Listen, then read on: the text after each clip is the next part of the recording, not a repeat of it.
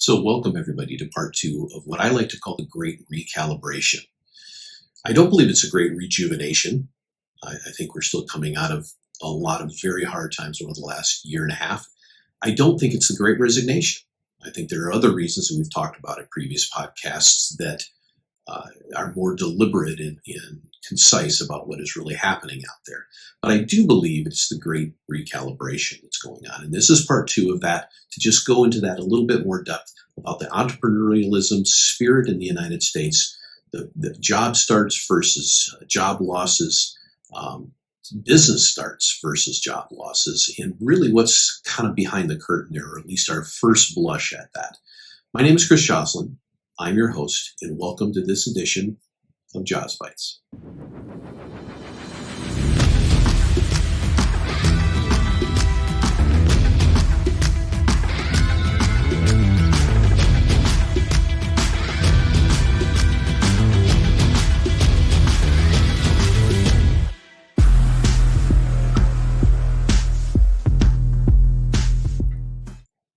Today, I'd like to take a few minutes to just put a little emphasis on some of the things that I've been reading lately about what is being termed as the Great Resignation and the Great Rejuvenation out there in terms of how many job quits there are, people deciding anecdotally that they have an epiphany of some kind that this pandemic in the last year and a half of lockdowns and mandates and mask wearing and political infighting, all the different things that go on to create the environment that we live in today.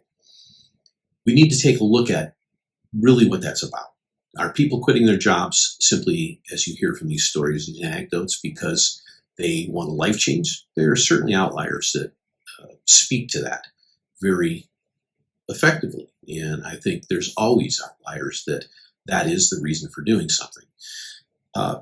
More succinctly, I believe, looking through statistics and analyzing some of the data that comes out on the Census Bureau and some of the other places that you can find a lot of what's been going on in the last year and a half as far as quits and business startups, et cetera. I tend to believe it's more about supply and demand. When there are other opportunities that may affect one's life or the circle of influence we live in, then we go after those opportunities because they can promote the life or the living or the financial aspects of where we want to be. And the risk reward becomes tolerable enough to make those moves, to have a whole lot of people quitting, even when there's so many jobs available, hardly anybody going back. And we could talk about the reasons behind that in terms of too many subsidies from the government or too long of subsidies, though many have been needed over the course of the last year and a half. So iLevel Logistics is done, as they are our primary sponsor, as always, coming across your screen probably right now, iLevel Logistics, www.ilevellogistics.com. An aggregated, curated website designed to bring you information as a business professional in the industry, even outside the industry, because part of this is a desire to have supply chain in general, transportation, logistics, everything from over the road to LTL to international shipping be talked about in terms of its importance within the overall livelihoods of almost everybody around us. And I believe I read an article the other day that talked about how instead of getting an MBA, people should get supply chain degrees now, because with food supply chains and all the medicine supply chains, cold supply chains, international ships being stuck in the Suez Canal or blocked up in the harbors all over the world, COVID affecting all of this, it's come out of the woodwork, and people can see how important all these subjects are. So join us, be part of that community, be part of that growing community that understands more importance has to be made around how we mitigate and prepare for the moments that create supply chain challenges. I think that's one of the main topics I'd like to get into in further podcasts about how we can bridge the gap during times of severe need, in times of major challenges and clogs in the pipe, as I've said in the past, where we don't have the infrastructure, the network, as individual companies or as a society in whole in terms of how we've managed our supply chain to flex with the challenges that we see. From a governmental standpoint, we have things like FEMA in place that are there to have a backup supply of whatever is needed to mitigate the costs and the challenges that occur with natural disasters. Well, there are business disasters, there are infrastructural disasters, there are bridge collapses and floods and weather and high seas and route changes and ships that dump their cargo and this COVID pandemic, all kinds of things that happen all the time. Well, they affect many, many points in our lives. And everything we either want or need as human beings to sustain ourselves has to get somewhere near us for us to be able to buy it, trade for it, utilize it, whatever. So you can see that there's a great deal of importance around that. But to get back to the subject at hand, because I'm veering off in quite a tangent, it's been widely reported that the pandemic prompted people to question their jobs. And what I'm talking about today, you can read a wonderful article that I think it might have been put on the industry indicators in the last week or so on iLevelLogistics.com. You may have been able to link to it on the daily, which if you haven't signed up for it, I really recommend you do so. Be a subscriber, be a person that follows us on YouTube or one of the podcast platforms, Apple, Spotify, etc. And you'll find something interesting to you. And we really encourage feedback because we can provide better and better content based on that. But in terms of what's been reported about this pandemic, it's prompted people to question their jobs. And I mentioned that as kind of an anecdotal thing, but the whole question people have is my job really satisfying me in terms of what I'm trying to do and accomplish in life?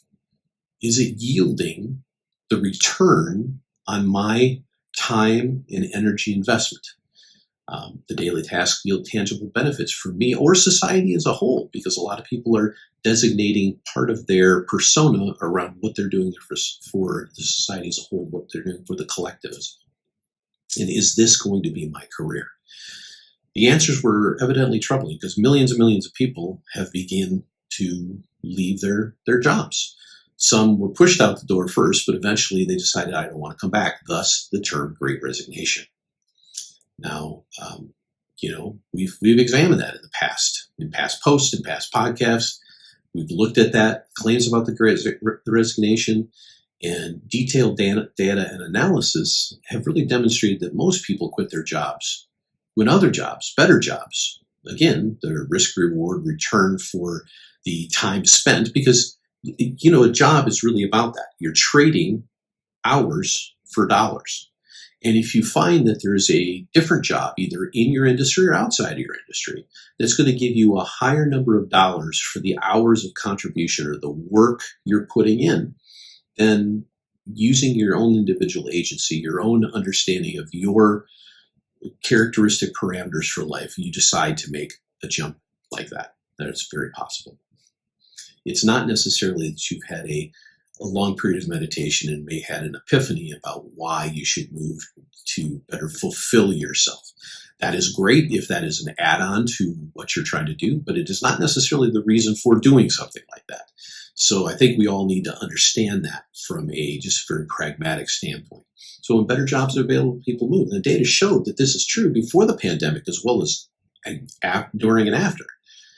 Colorful anecdotes about quitting jobs and having dissatisfaction offer wonderful, compelling stories. In foundational supply and demand market forces, they kind of determine the amount of resignations. They always have. They probably always will.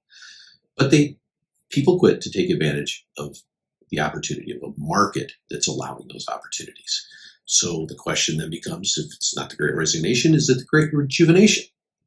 Now, analysis are linking the Great Resignation specifically to this thing called the Great Rejuvenation, because there's been an unprecedented wave of grassroots entrepreneurship that's coinciding with these resignations. So on an initial analysis, you look at it and say, a lot of people are quitting, A lot of people are starting jobs. These two things correlate in very specific, natural ways. So we need to analyze that and look at it. And that's what this is about a little bit today. And I think it's more of a recalibration of what we're doing. It's not in the past. You think of calibration, the term calibration created another word called calipers. It's a tool that's used to measure very, very small increments of size, of measurement.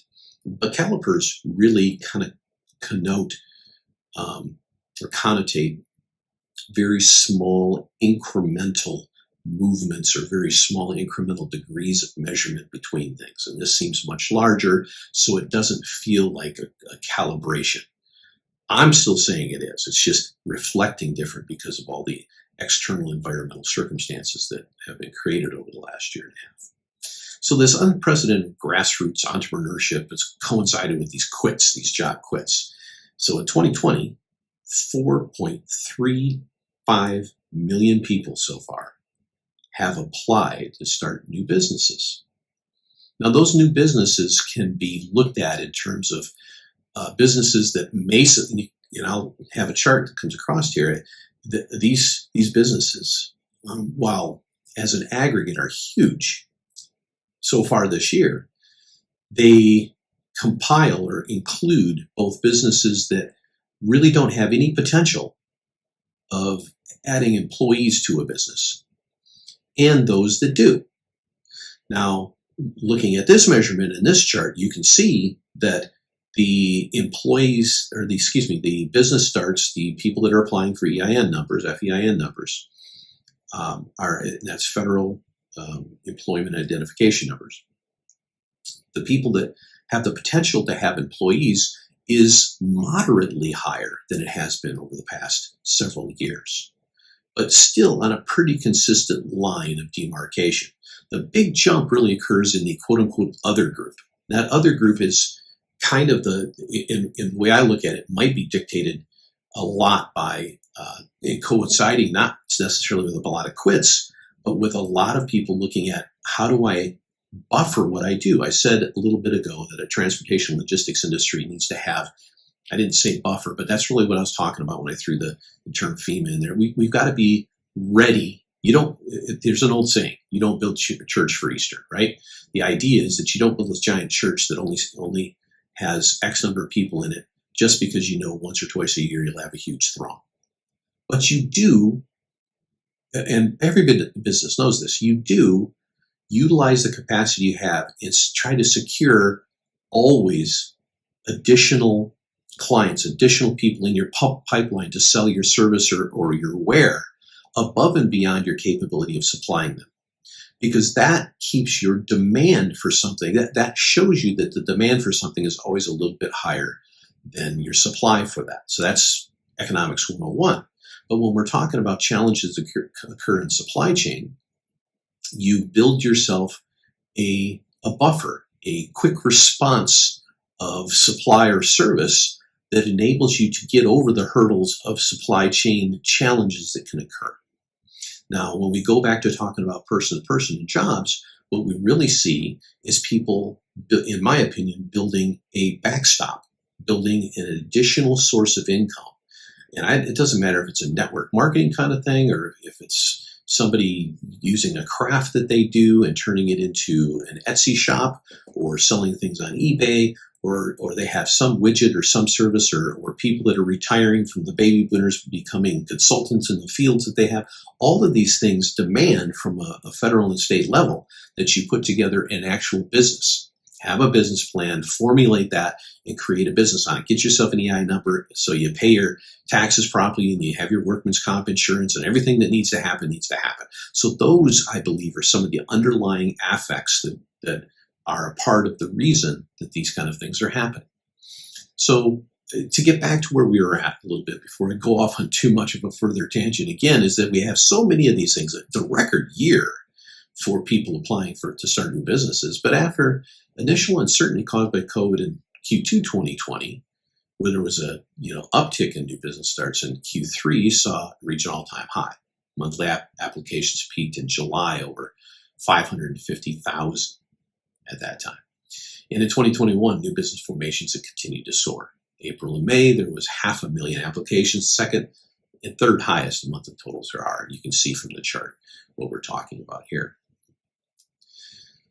So if the pandemic encouraged mass resignations the way the Great Resignation calls for that, this unleashed really an enormous wave of people for all the reasons that I've just mentioned. Backstops, additional income, fortifying things when they've been sitting at home, reevaluating or having those anecdotal life-changing epiphanies. Whatever the reasons are, there's been an enormous wave of entrepreneurship.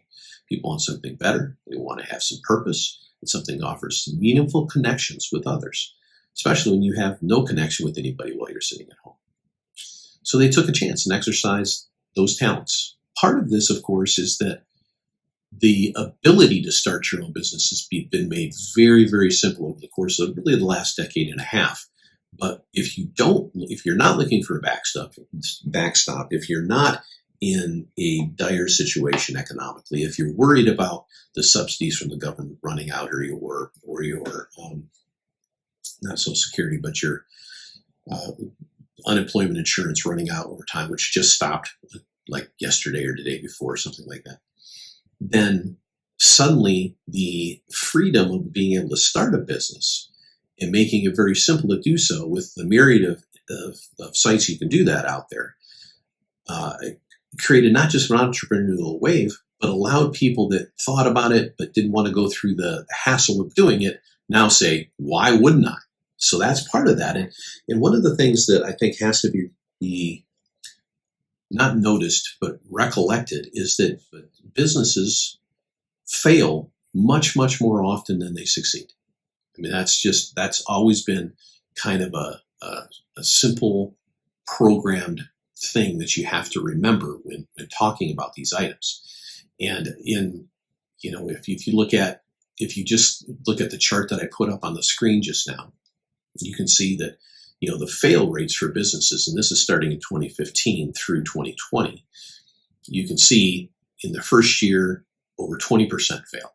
By the second year, it's almost 31%, and it goes up until you get a 5-year delta of 50%. So out of the millions and millions of businesses that are created each year, by the time 5-year rolls around, 50% of them are gone. Now, this does not differentiate between those types of businesses that will gain employees versus those that are just, doing business as individuals on a consultative manner, or like I said, on the online situation, which I think is a big part of this. But it's very interesting that you should definitely note that this is the case. This is the fail rate.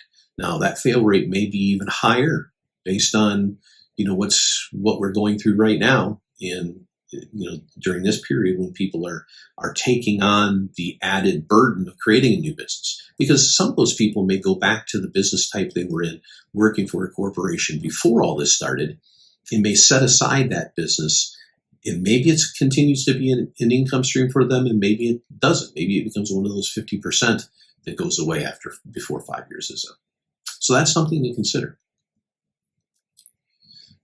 So I think one of the most important lines from the article that was put together on iLevel about this particular subject the other day was really that even though this is still a rejuvenation of some kind, no matter what direction you look at it from, if there's business starts correlating with job quits, that it is still rejuvenation.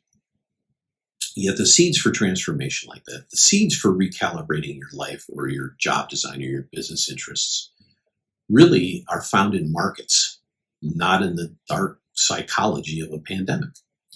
So if we look at the data, resignations and business formations, I quit, right?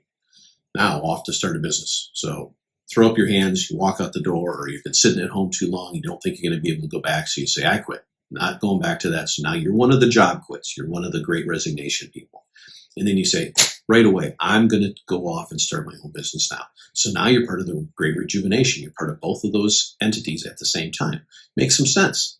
And the data exhibited in the graph below, or the graph that I have on the screen right now, shows that job quits and business formations generally kind of move together over the years. This is 2004 to 2021. You can see some spikes and some things that kind of are anomalous or have greater derivation from one to another, deltas between one another, but you can still see that they move generally together.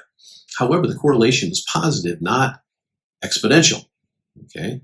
Now we can get into the numbers. You can read the article online to see more detail about this, but this suggests that there are other more powerful factors that explain business starts. Let's take a look at a couple of those. Retail sales and business formation. Okay. Identified demand for services is the key factor for any business creation. Example, the shift in-person transactions to online transactions, and you can look up, it's just been an explosion of online opportunities, whether it's your own websites, which you can design by yourself on many different platforms, which a few years ago you had to go and out-hire for, and frankly, the IT side of things, the programming side of things. There are so many programs, especially in the younger generation today, and all those are individual businesses for the most part. They're all contractors in one way, shape, or form with an FEIN number if they're doing it correctly. So there's an explosion in e-commerce economics and participation in those. So people getting on those platforms are getting regulated more and more and more. And I'm talking to big guys, Amazon, Google, eBay, Etsy, all these guys that perform a function that allows entrepreneurs and contractors to take their wares and services and put it on that platform are being regulated very closely. So having your own business and connecting to that business is an important element that where in the past, many people didn't do that. So that's obviously, in my opinion, part of the same thing. But there's also been a huge rise in our transportation logistics business for the same thing. There's been countless ancillary business opportunities in transportation, warehousing, and the high tech around it, the programming aspect of the IT, the information technologies that go along with making things simpler, big data warehouse type of things, analytics around that. Undoubtedly, entrepreneurs noticed that the turbocharged digital e-commerce environment is there, and people that are watching these things want to exploit them. This is that risk-reward thing we talked about before. The graph that I have on the screen now, shows that business formations and retail sales strongly correlate. Strongly correlate. The monthly data moves together much more so than business formations and job quits. So identifying a void and trying to fill it, if you look at this chart and the one I had up last, and I'll bring both of those on the screen here so you can see them, you'll see that while both run together, at least thematically, this one, the business formation and retail sales, runs together very, very closely. And, the modeling on this was quite specific and quite designed to look for these kind of anomalous behaviors using Census Bureau data, which is watching the impact of new business starts versus the quits that are going on. The analysis determines much more. Each variable impacts the decision to form businesses while controlling for the impact of other variables. So what I'm basically saying by that is it's looking at core segments of industries. And if you take a look at this chart that I'm putting up on the screen now, you'll see that you'll see that there's a percent change in different businesses across different industries. And the reason, of course, that we took the retail and used that to start this correlation, this correlated diagram that you just saw, is because 54% of applications were around that industry type. 54%. Now you can see on this chart, it goes all the way down to the negative stuff, the mining and quarrying and gas and oil extraction. Those are a lot of that stuff really comes from governmental decisions to not continue with pipelines and to mitigate exploration on public lands and a lot of the things that a new administration does when they come in and want to forego or wipe out the previous administration's dictates. So that's part of it. But the transportation and warehousing section of it, if you'll look at that on line 4, there's 27% of the changes. That's a huge number of applications for that industry. But that's a very important U.S. Census Bureau statistical analysis of where those job or business applications in total to get the 100% come from. It's very interesting stuff. So again, if you look at the graph of the correlated retail business, model that I've put up there for you to peek at. This model really, looking at the model with the Census Bureau information, the Federal Reserve information from St. Louis that was used as well, two main results were yielded from the model. The first, over the entire period, 2004 to 21, there was very modest, statistically significant effect on job quits and business starts. So when people quit, some percentage of them want to start something else. Now, it'd be very interesting, and maybe at a different time we can look at it, it'd be very interesting to kind of unpack that and look at the age differentials.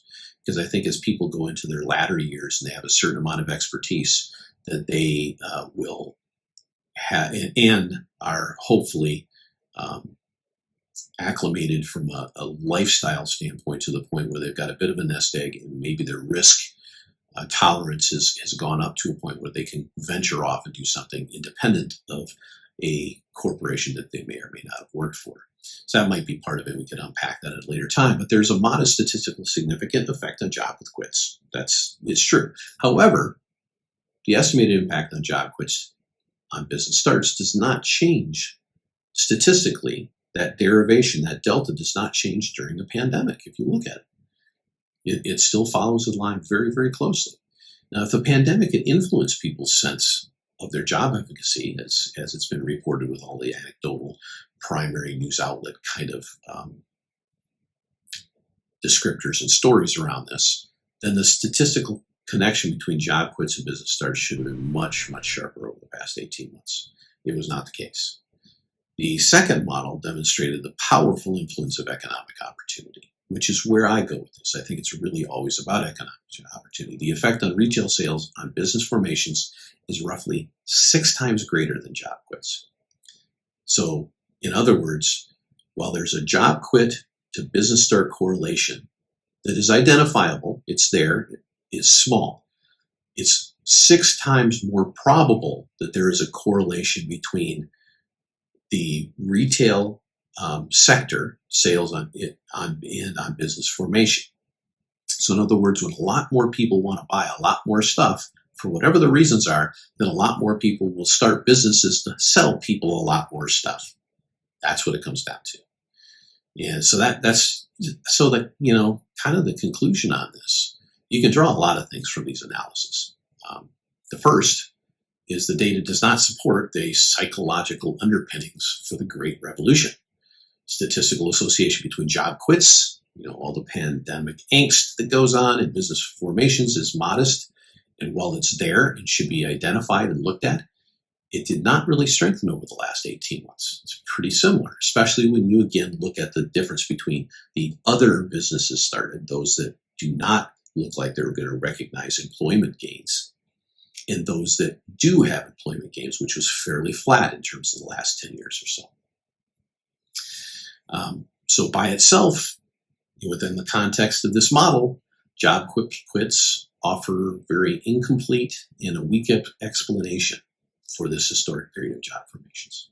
Second, retail sales, in other words, economic opportunities, designated this in this podcast by retail sales because that was the biggest area of influence from the Census Bureau information that we have, explains really a notable rise in entrepreneurialism. COVID certainly opened wide spectrum of economic opportunities for a variety of reasons, some of which we've talked about, some of which we haven't. So when you're sitting at home and seeing these things happen, and you spot the opportunities, and you have the money and the wherewithal and the risk tolerance to go ahead and do it, this makes sense. During the pandemic, the financial system that fuels entrepreneurialism remained very healthy. Housings and asset prices continued to rise, so it's not like everything collapsed at once. And capital sources were plentiful and really inexpensive. The Fed has kept the rate of lending and borrowing down to a bare minimum, and there's a lot of money out there to borrow if you can have some proof that you can pay back. And of course, the massive government stimulus packages surely helped as well because people had money in their pockets. They felt encouraged enough that they could get through this natural disaster and rise to an occasion and move their direction to fill the opportunity void that they saw. So to be clear, we do think the pandemic caused many workers to seriously contemplate how their lives and livelihoods play out. Anytime you are brought near to situations that are catastrophic, it gives you pause. It gives you reason to reevaluate and think about where you're at, what you're doing, and where you might go in the next period of your business life and your home life as well. So I certainly think that is there. But people don't quit their jobs just because they're disappointed in these things. And entrepreneurs don't start businesses just because they feel, that their current line of work is not effective for them. People act when environments have tangible opportunities for them to lift their livelihoods and their economic situation above and beyond what it is. Finally, the current growth in business formations draws attention to our economic future. There's a professor, John Halterwenger.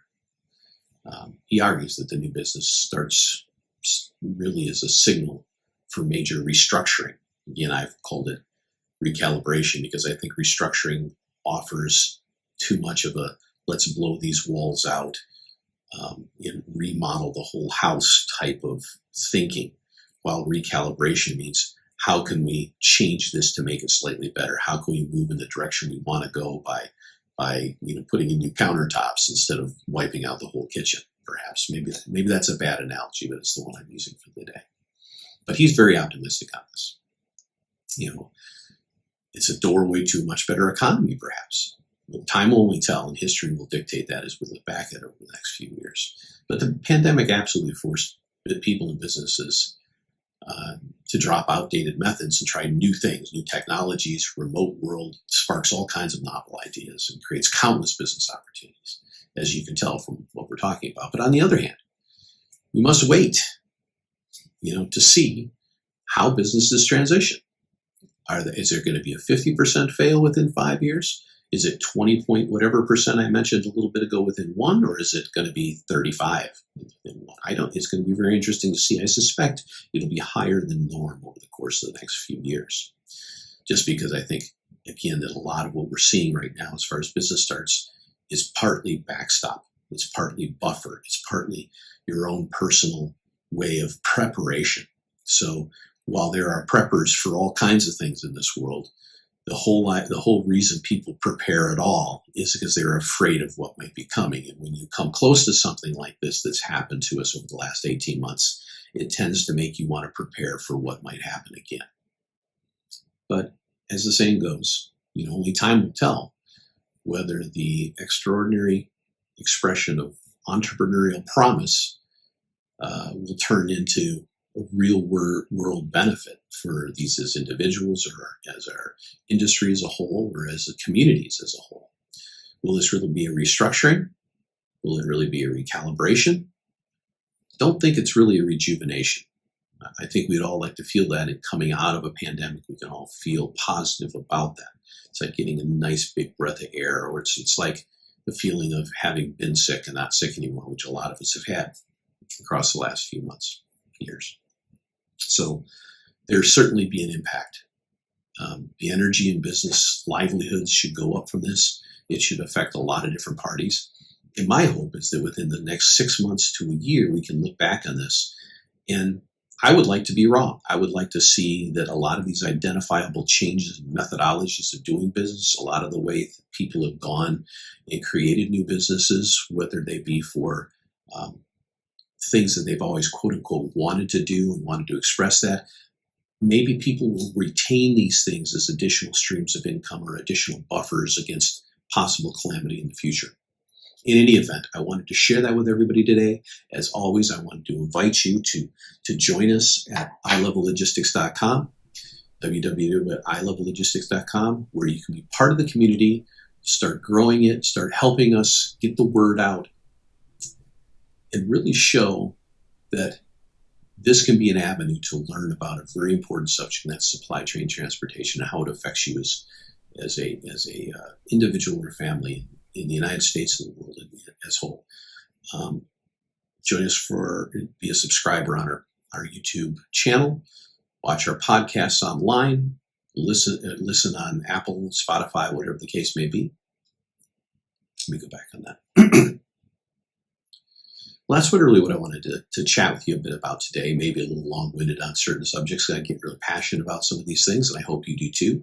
And that's part of the goal, really, for you to become part of our community. If you haven't already, come to iLevelLogistics.com. Come across your screen right now. Be part of that community. Be part of the way to grow people's understanding of this business in general, what it provides for us in context of our livelihoods and lives in general. Listen to the podcast on Apple, Spotify, whatever you need to. Subscribe on our YouTube channel. But again, join the growing community of people that find this information to be important to their lives and livelihoods today. And at the very least, stay in touch with the goings-on of the day in transportation, logistics, supply chain. As always, thank you very much for joining this edition of JOZ Bytes. I look forward to seeing you next time. Take care.